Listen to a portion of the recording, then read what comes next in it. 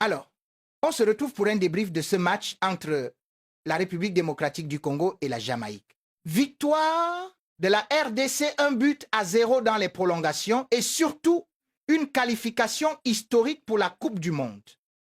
52 ans que ce pays attendait ça. 52 ans, les amis. Messi n'était pas né, Ronaldo n'était pas né.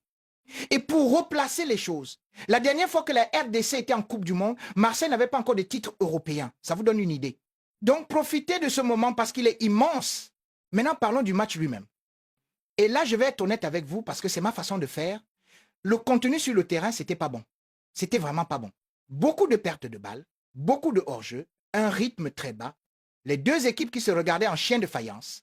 L'enjeu a clairement tué le jeu. Et franchement, vous voyez ce que je veux dire?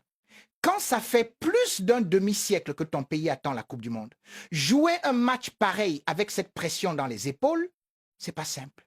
La RDC avait une stratégie claire. Rester compact derrière, ne surtout pas se découvrir, parce qu'il savait que la Jamaïque avait des joueurs ultra rapides devant. Campbell, Léon Bailey. Si tu laisses de l'espace dans ton dos, t'es cuit. Donc la RDC a géré. Ils ont attendu. Et honnêtement, c'est une décision tactique qui se comprend totalement. Le problème, c'est que la Jamaïque, elle faisait exactement pareil. Elles attendaient en 5-4-1, bien alignées dans son bloc, et dès que la RDC avançait, il y avait un mur en face. Et résultat, beaucoup de longs ballons, beaucoup de déchets, très peu de situations réelles, et on commençait à se demander comment ça allait finir ce truc. Maintenant, entre vous et moi, il faut quand même remettre les choses dans leur contexte. Ce que cette équipe congolaise a traversé pour arriver là, c'est un parcours de guerriers. Vous savez comment ça s'est passé? Ils terminent deuxième de leur groupe après avoir mené 2-0 contre le Sénégal et s'être fait remonter 3-2. À 2 partout, tu as encore ton destin dans les mains. Et tu perds. C'est dur. Beaucoup auraient craqué. Eux, non. Ensuite, dans les barrages, ils éliminent le Cameroun dans le temps additionnel, puis le Nigeria alors qu'ils étaient menés. Et ce soir, la Jamaïque, il faut juste les applaudir. Ce qui a changé le match hier, c'est clairement les changements. L'entrée de Bongonda a fait un bien fou.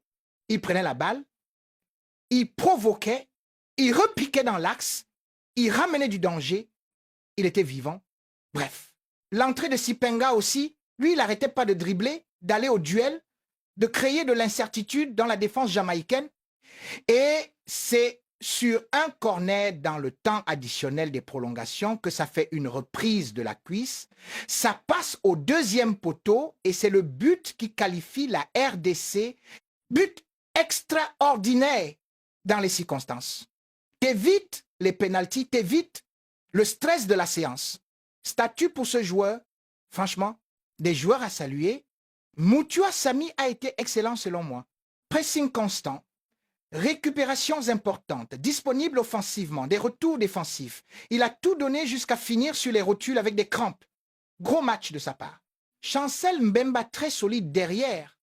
Bakombu, même s'il était souvent esselé face à 3 défenseurs, il a couru, il a appuyé, il n'a pas lâché pendant 120 minutes. Ça se respecte. Par contre, Elia a été en grande difficulté. Et sa l'entrée de Bongonda a carrément effacé sa prestation. Et c'est tant mieux pour l'équipe. Voilà.